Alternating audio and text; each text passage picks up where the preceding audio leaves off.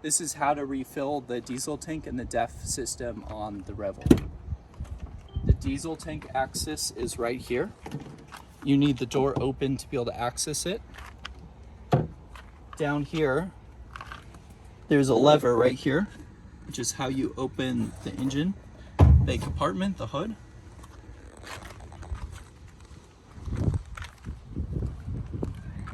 You're going to come around here, and then there's a lever underneath to unlatch it.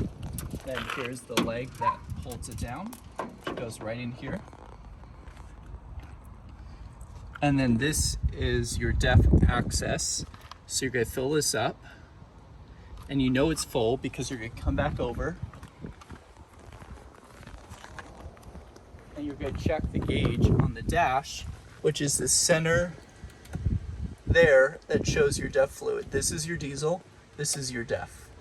And then once you're done, you just close all the caps and the engine bay and you're all set.